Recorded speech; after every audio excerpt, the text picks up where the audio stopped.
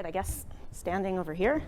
So, hi, my name is Jessica Lachs. I'm the VP of Analytics at Doordash. I've been at Doordash 5 years, actually just celebrated my 5-year Dash anniversary this past Sunday, so very exciting. So at Doordash, for us, the goal of personalization is really to improve the consumer experience. And so everything that we do is in that vein. All of the testing that we're doing is ultimately to reduce friction, improve conversion, retention, engagement for our consumers. We actually started I think the slides went, this one, there we go. We actually started our personalization journey a few years ago, starting with, very similar to actually what Chris was talking about, email reminders to reorder something that you had actually ordered in the past. So similar to the example that was just given, people tend to be very habitual when it comes to their ordering behavior. Speaking again, just for me, I tend to order the exact same thing on Saturday afternoons from the same restaurant every week. And so a lot of consumers are similar to me in that regard. And so we started sending email reminders to kind of order it again as a simple way to stay top of mind for our consumers. And these emails, as you can see from some of the results in A/B testing compared to a baseline popular restaurant email, saw an improvement in not just the click-to-open rates, but also in conversion. And so this was an early signal that just using averages or overall popular restaurants was not nearly as effective as getting, more personal to what consumer preferences are. So a lot of our personalization actually started in the email channel as a good way to run simple tests and get some results that we could then use to build upon in-app. So from there, the journey changed not just from reordering something that you've already ordered, but to try and better predict what types of restaurants a consumer might like.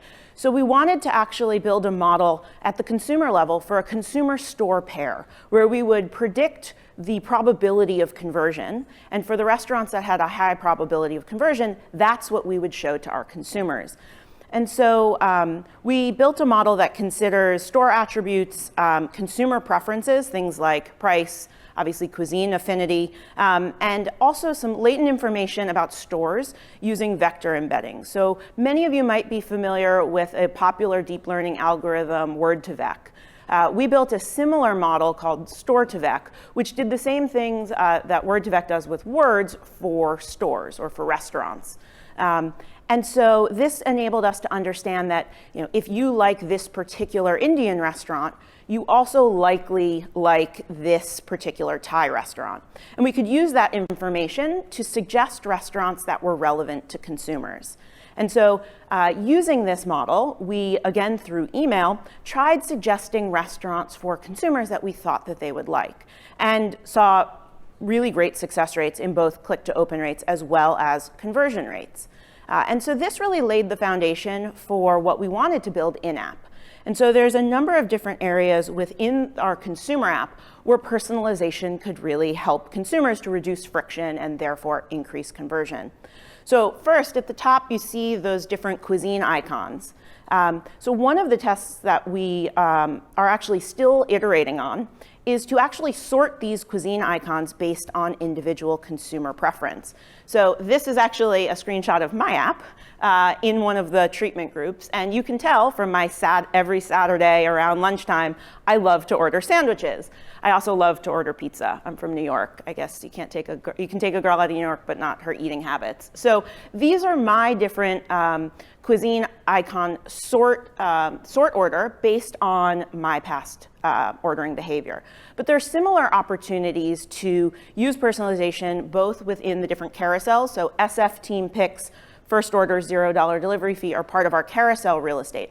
We want to be able to personalize this carousel real estate so that the first few stores that you see are the ones that we believe you are most likely to convert on. And then similarly, down below this carousel real estate, we have our general store feed. And there's opportunities there as well, using what we know about consumers, using what we know about past ordering behavior and similar types of consumer preferences, we're able to intelligently sort these different areas and show the most relevant content, thereby improving conversion. So there's a ton of opportunity that we're constantly testing through. We don't have results yet because we're still iterating on a number of these experiments. But it's a really big opportunity to help consumers to discover what they want to order, especially if they don't have, or if they don't know already. And of course, for those who do know already and personalization may not be as impactful, you always want to have a very easy to access search button so that people can search exactly for what they want if it's not something that is already top of the list.